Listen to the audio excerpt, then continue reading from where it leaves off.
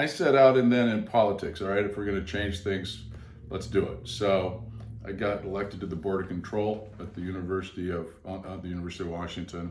I was chairman of the Finance and Budget Committee. So at the tender age of, I don't remember, 20. You say finance? Finance and budget. I had control over I think it was a $200,000-$300,000 student activities budget. It's pretty good. So we would bring bands to campus, speakers to campus, all sorts of stuff. And normally it's just, Fun. In this environment, I'm having committee members' lives threatened. One of my guys had his car firebombed. The BS Black Student Union would do what they call mowing in those days. So we'd have a meeting and they'd send 15 great big guys in to sit in the meeting. They'd all stand right behind you, Yeah. arms crossed, sunglasses on, looking very intimidating, and if you didn't know better, you'd be intimidated. Yeah.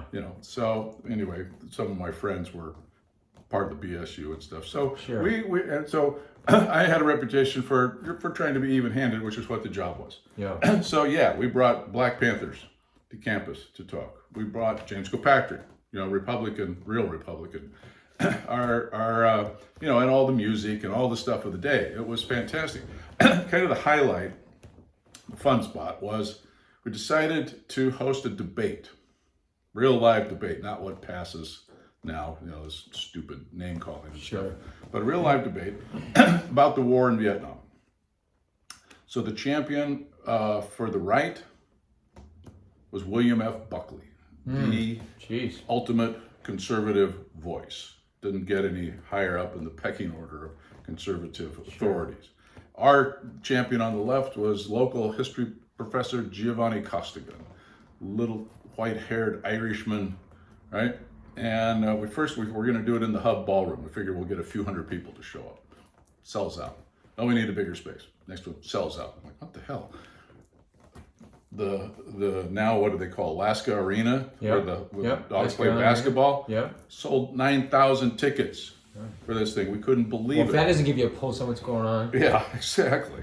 And it was epic. I mean, literally, it was the atmosphere of like a prize fight, And in this corner, weighing in at 185 pounds, the rolling voice of the conservative thought, his intellectual William F. Buckley. And in this corner, the diminutive but powerful Irishman of legendary purport, the little leprechaun of the left, Giovanni Costigan. Hey! And So if you took this whole crowd, is this a 50-50 split? What's it it feel like? was a little weighted towards the home team, Yeah. right? But in those days, conservatives were not these morons that they are today. They actually had some principles, and which they believed in strongly, and you had to admire that, right? And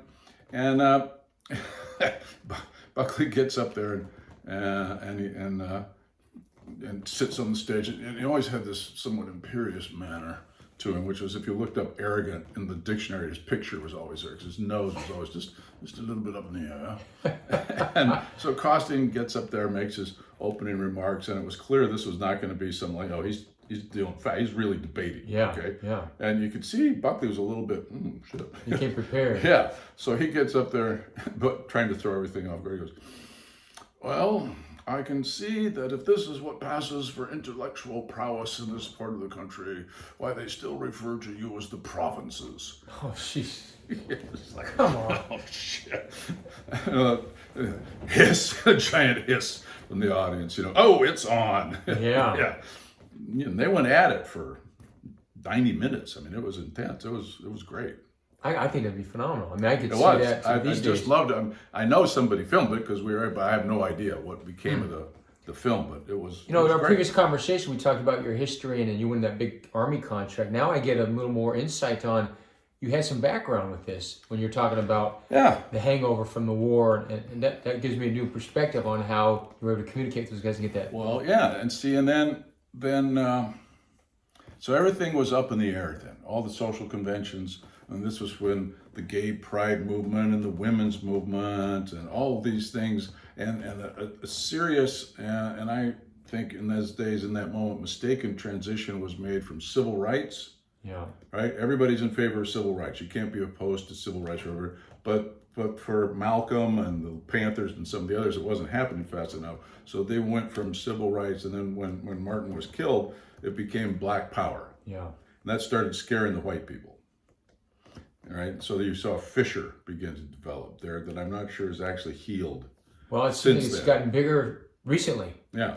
So for me, I'm kind of, this starry-eyed, 19, 20-year-old, like, in part, it's like, wow. On the one hand, what the hell's going on? And on the other hand, what an amazing moment in time, so much to be in the middle of it all. And one of another transition point for me, you probably won't remember this, there was a local writer for the Seattle PI by the name of Frank Herbert. He became legendary for writing Dune and a series of science fiction I remember Dune books. And they're now on the third or fourth version of the movie that's just recently released. This one was a good one. And in any case, he did what did he call? He called them an encounter group, which was somewhere between a seminar and I'm not even sure what I would compare it to because I didn't have a lot of comparison. But I decided to go to one of these things, and it was my first immersion in kind of self-awareness, self-discovery, self-exploring, and self-development. The concepts were brand new, not just to me, but to everybody in those days. And so that kind of opened my eyes to a different way of looking at the world